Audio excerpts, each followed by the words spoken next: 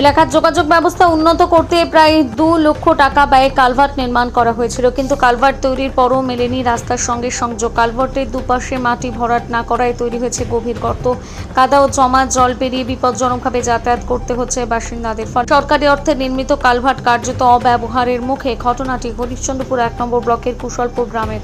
স্থানীয় সূত্রে জানা গেছে, প্রায় বছর খানেক আগে হরিশ্চন্দ্রপুর গ্রাম পঞ্চায়েতের উদ্যোগে কালভার্টটি নির্মাণ করা হয়।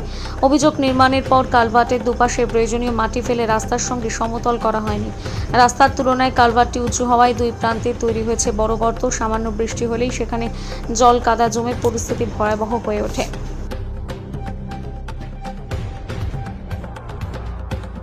এটা এটা মনে করি কন্ট্রাক্টরের কারণে এই অবস্থা, এই গ্রামের যা অবস্থা হচ্ছে, এটা লোকজনদের এই মাঠের যে ফসল পানি নিয়ে আসছে, ওই যে রফিকুল যে বলল যে এখানে তো দু জাতি বসবাস করে, একজন মিশর একজন মুসলমান।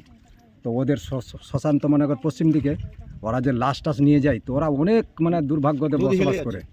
মানে মনে করতে হবে এটা নদী, মানে এই গ্রামের লোক অনেক মনে কর অসুবিধাতে ভোগাভোগ। সমস্যার সমাধানের জন্য তো কালভার্ট করা হয়েছিল, তো সমস্যার সমাধান কি হয়েছে আপনাদের? না, কই সমাধান হয়েছে? এখনো তো ওই রকমই পড়ে আছে। ওরা কাজ করে এই ব্রিজটা করে ওরা পালিয়ে গেছে। আরো সমস্যা বেড়ে গেছে, আরো সমস্যা বেড়ে গেছে, বেশি করে সমস্যা বেড়ে গেছে। আগে ঠিক ছিল, মানে সমস্যাটা কেন হচ্ছে? সমস্যাটাই এটা ব্রিজটা উঁচু করে দিয়েছে, রাস্তাটা হয়ে গেছে নিচু, মাটি ফেলার ছিল মাটি ফেলেনি।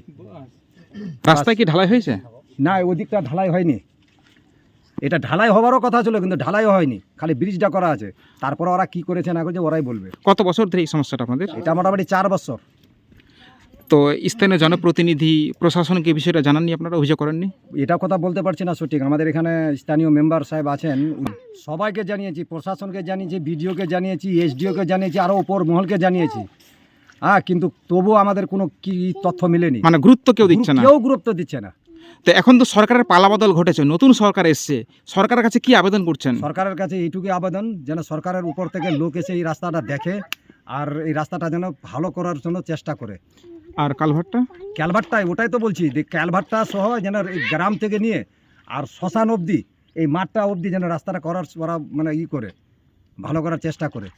আপনার নাম বলবেন? আমার নাম এনামুল হক, বাড়ি গাঙ্গর। ভুগছি আমরা 4 বছর থেকে। এই ব্রিজের জন্য আমরা যখন বলতে গেলাম, প্রতিবাদ করতে গেলাম, কি ব্রিজ করেছো, ব্রিজ এত উঁচা কেন করলে? আর ব্রিজ যদি উঁচা করেছিল, ব্রিজের চতুর্দিকে মাটিটা হচ্ছে না কেন? বলছে আমরা যেরকম মন সেরকম ব্রিজ করবো, আমাদের বিল পাস করার দরকার আছে, আমাদের সাথে কথা বলে কোনো দরকার নাই, তোমরা কোনো কথা বলতে পাবেন না। আমরা পঞ্চায়েত থেকে আমরাকে যেরকম বলেছি আমরা ওরকম করছি। ওরা এরকমভাবে মাটি ভরে দিয়ে চলে গেছে। আজকে 4 বছর থেকে এই জমিনটা দিয়ে সম্পূর্ণ লোক আসি যাওয়া করছে। উপরে শ্মশান, সে শ্মশানে একটা মুদ্রার নিয়ে গেলে এখান থেকে অনেক ঝামেলা করে মুদ্রার যাচ্ছে, কিন্তু এই ব্রিজের ওপর দিয়ে কোনো রাস্তা দিয়ে যেতে পারছে না।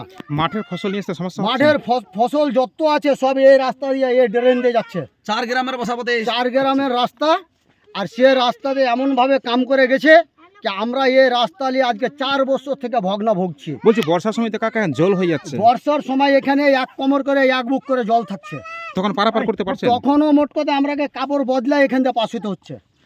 এই যে যখন ব্রিজটা হচ্ছিল তখন কন্ট্রাক্টরকে বলেননি যে? কন্ট্রাক্টরকে অনেকবার বলা গেছে, ওরা বলেছে আমাদের যেটা লুজ আছে আমরা ওটা করে দেবো, আমরা ছেড়ে দেবো। তো কাজ তো এখনো সম্পূর্ণ হয়নি, অসমাপ্ত অবস্থায় পড়ে আছে। কাজটা সম্পূর্ণ হয়নি। এই রাস্তা ভরালে এমন ব্যাপার হয়ে গেল, আমার এখানে বিরাট মারপিট চালু হয়ে গেছিলো। মানে এই কন্ট্রাক্টরের সাথে ওই বলে কি যে আমাদের এটা পারমিশন আছে, খালি ব্রিজ করার, মাটি ভরার পারমিশন নাই। আমরা কি করে মাটি ভরবো, কোথায় থেকে মাটি নিয়ে আসবো লস করে? এই জন্য আমাদের এই ব্রিজে এই অবস্থা করে রেখে চলে গেছে। আমরা এখন কোনো এই রাস্তা দিয়ে যাতায়াত করতে পারছি না।